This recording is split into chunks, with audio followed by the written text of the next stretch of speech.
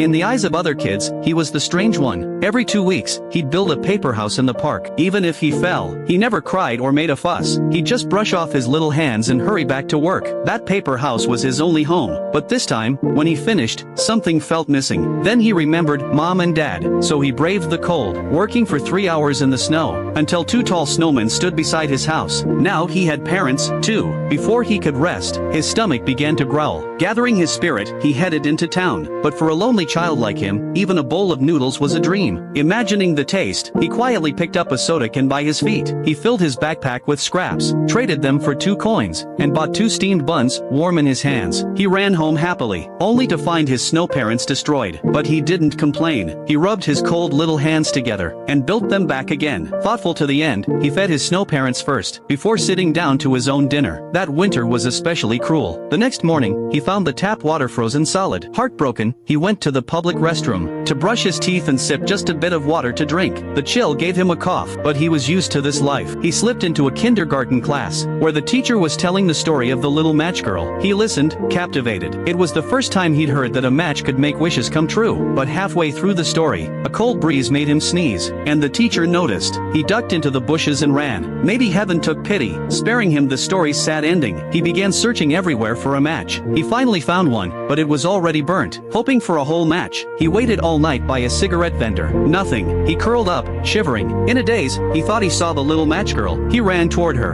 and traded his scarf for a whole box of matches. Striking one, he saw everything he'd ever dreamed of. But when the flame went out, he still hadn't seen his mother's face. Sometime later, an old man collecting scrap woke him. He'd nearly frozen in his sleep. Remembering nothing of the vision, he kept the box of matches close, a tiny vessel of hope. And somehow, a bit of that hope came true. One rainy day, as he headed home, he saw a shivering stray dog. He stepped in to shield her from the rain. A passerby took pity and tossed a coin toward them. His eyes lit up, but the coin rolled into a storm drain. The quick-thinking dog blocked the drain with her small body, hoping for another kind soul. Soon, a group of girls noticed. Worried the dog would get sick in the rain, they decided to take her home. Home. The word brought sudden tears to his eyes. He longed so badly for a home. But the girls' attention was all on the dog. They picked her up and started to leave. He felt a pang of loneliness, but then felt happy for her. At least she wouldn't be homeless like him. Maybe only those who've known loneliness can truly understand it. Watching his small, solitary figure walk away, the dog remembered her own lonely past. She wriggled free, ran back to him,